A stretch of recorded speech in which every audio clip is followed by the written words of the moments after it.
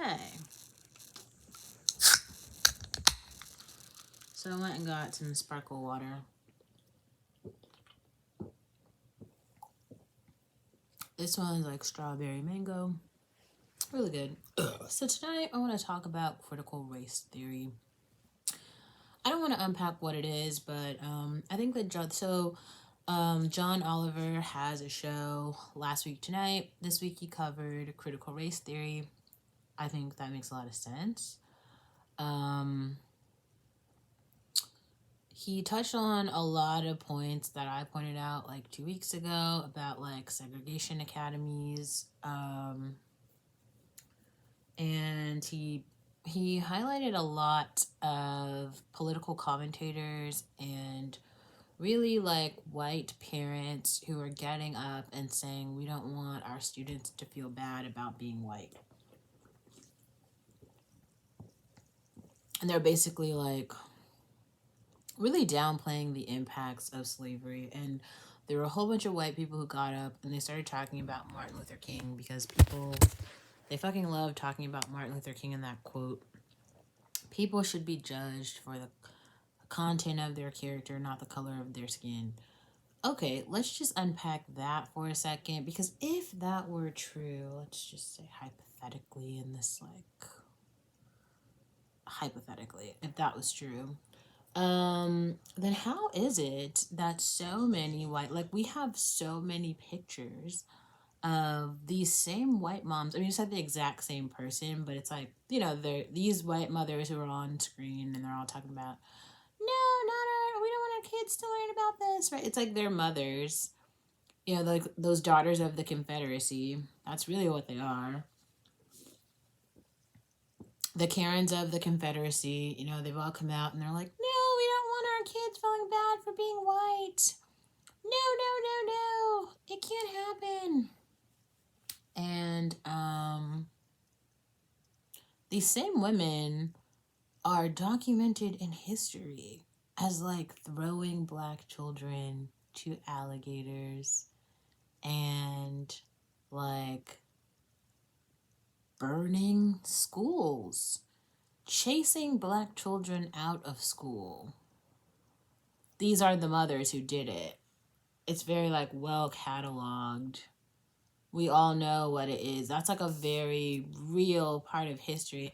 I'm just confused why we're all supposed to forget that piece of history, but we're not supposed to have any conversations about slavery. Like, where was the content of their character then? Because like that's what we're judging them on. When everybody puts in tax money and then 80% of the tax money goes to like white schools and 20% goes to black schools, that's what we're like judging this on. Okay, when the GI Bill was handed out to white people and not black people, like that's what we're judging. That's the content of your character. Jim Crow, yes, that the content of your character. This is what we're basing it on. This is what is being excluded from the history books.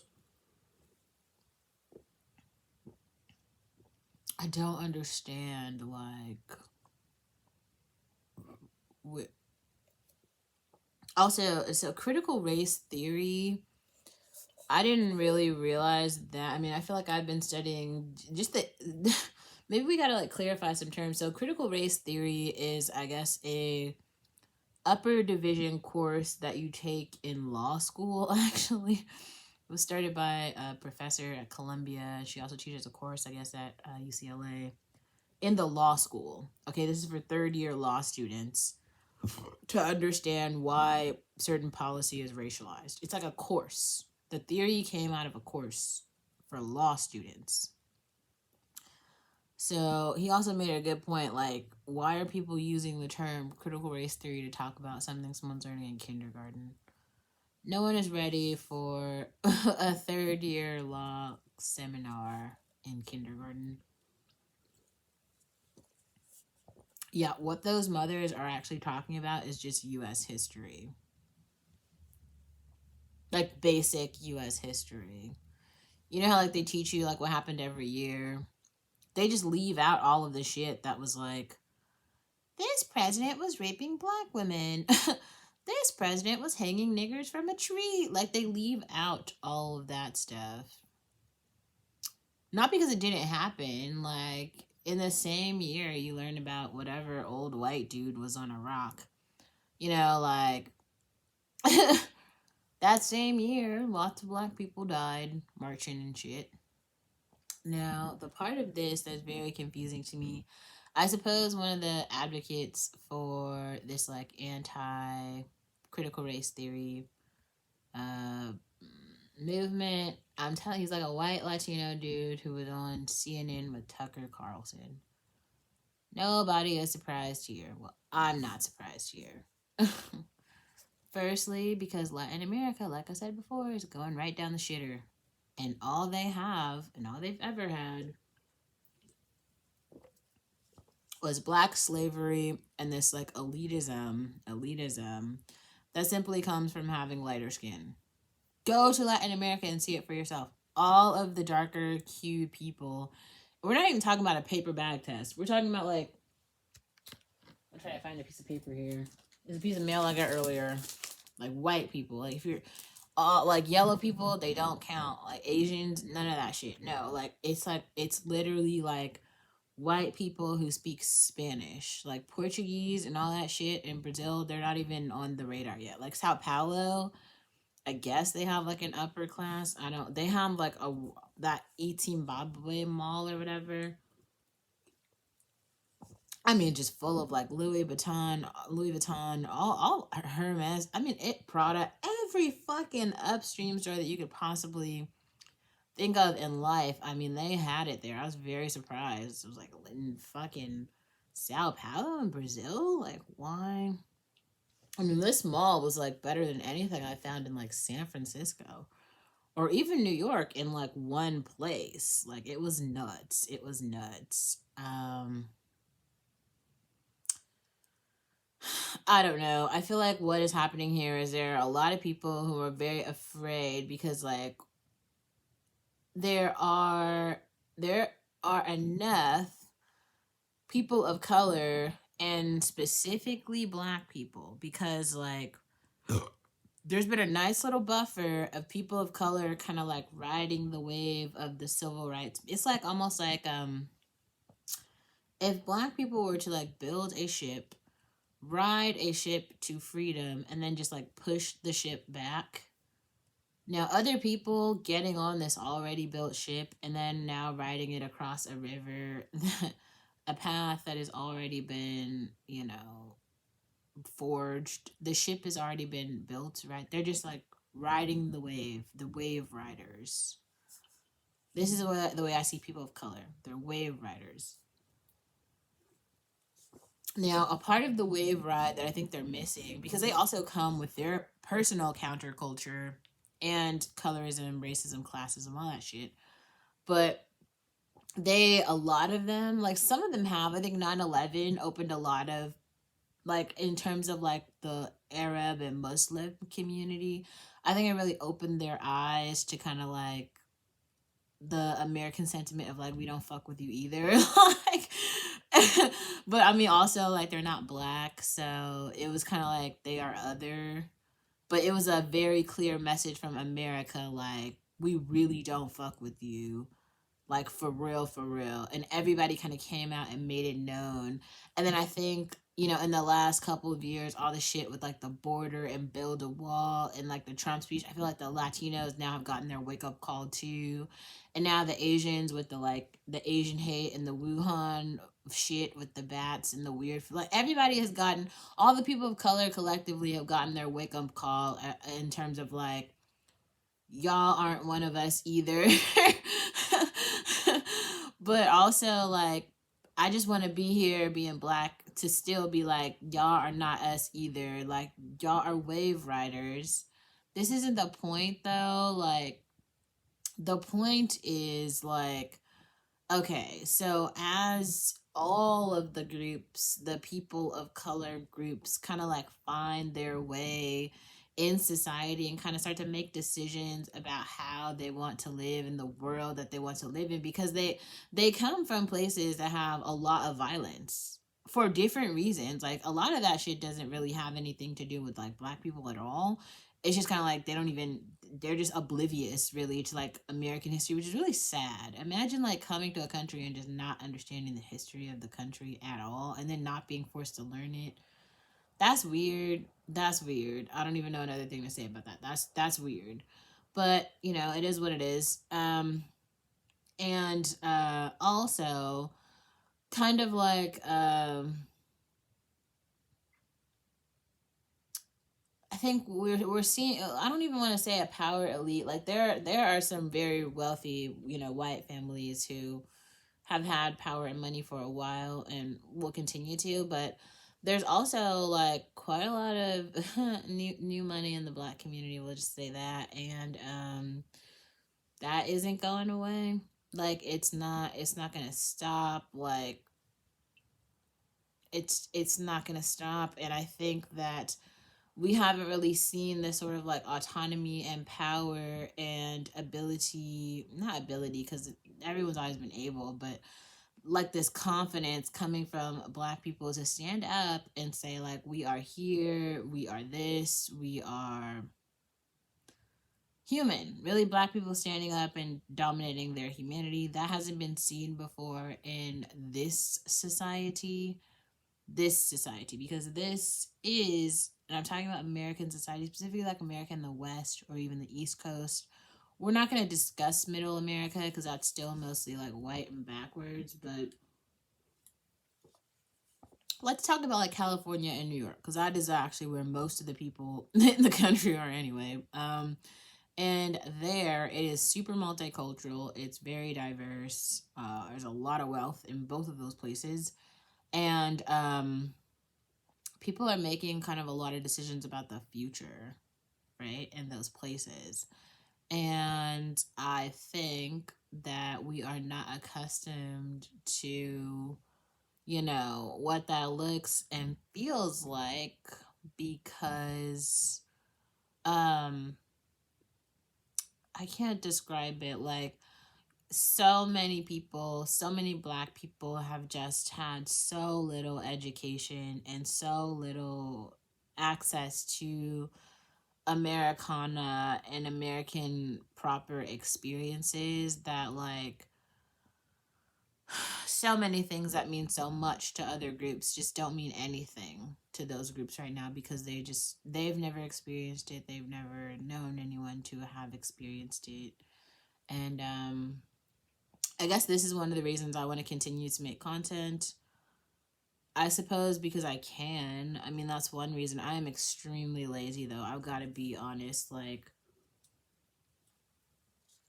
they don't really come more lazy than me. So, like, I'm not really excited about making this content, but I also feel like there are these ideas and these correlations that I see, and I feel like there are not other people who see them, and I do want to have some sort of like digital record for myself of like how I felt on a particular day and like why I felt that way and like what it meant to me.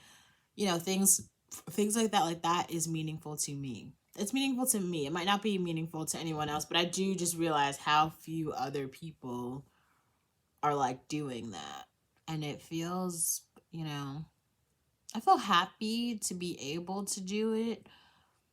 I also just feel weird. So, I was listening to this Martin Luther King speech, Where Do We Go From Here, which he actually turned into a book.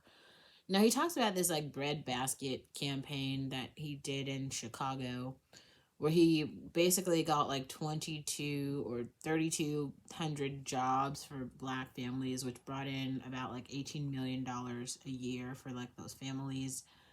Um, he basically picketed out racist companies from corner stores and major supermarket chains.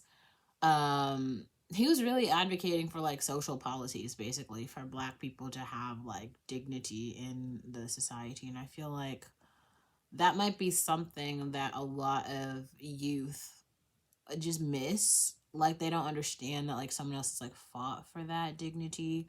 But it's also something that's very weird because it's been tokenized by white communities who believe that like Martin Luther King was a savior to everyone. And like, I mean, don't get me wrong, I think that Martin Luther King and his influence are impactful and important, but in this particular generation, Nipsey Hussle is a more relevant figure than Martin Luther King to this generation. And you can believe it or not believe it, but it's the truth. Mm. For some people, Pop Smoke, okay, is the Malcolm X of the 2010s, the 2020s. I don't even know who Pop Smoke is, right? Like, if you showed me a picture of this dude, I wouldn't know. I just know his name because he got smoked or something. Like, I just heard the story. I don't even know who this person actually is, right? Which is nuts because it does seem like he has a big cultural influence, but I'm not sure. To go back, let's go back. Yeah, I think that something's got to give, man, in this society, and I don't know how to. I don't know what it is. I don't know how to like talk about it.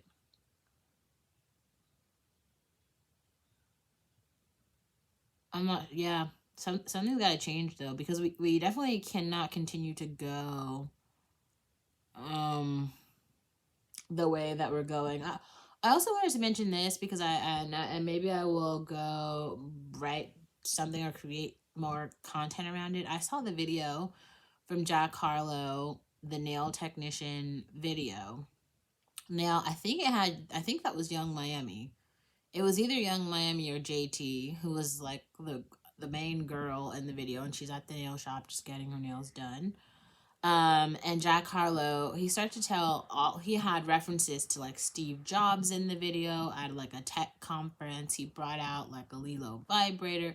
It was just, the video was very interesting. I was like, wow, the imagery here is making a lot of sense. It was definitely like, tying up a lot of, it was giving meaning, I suppose, to some things that other people like don't understand, which I thought was interesting, but um, it also just made it very clear, like, we're just living in such a divided world. There's just some people who have access to so much, and then others who have access to so little. And there's still some idea, like, IKEA is a real store where you can, like, go and buy, like, live furniture, and you can go to Uniqlo and buy clothes for life wear, and I just don't understand like how and why we still have so many people who just believe that like taking from other people is going to give them something.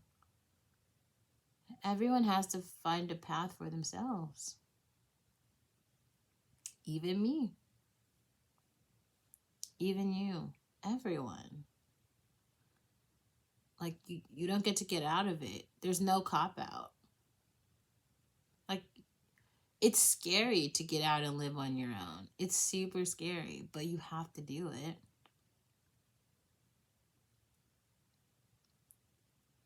And the weird part is like that's what college is for. I mean, that's why we have college, for real. Right? The whole point is to like get out and meet other people you didn't grow up with who have like different lived experiences and cultures and shit. Talk to people of the opposite sex, maybe even find a spouse. Get married, start a family. Like that is what it is. I guess I feel like maybe a lot of things are shifting because some men are now realizing that some women, not all women, but some women have had an ambition to like escape men. Like their whole goal was to like go through that process themselves so that they never had to pick a man to like settle down with or do anything with because yeah, you don't have to do that if you just support yourself. And it isn't that hard to support yourself. I mean, it's not super easy, but it's actually not that hard.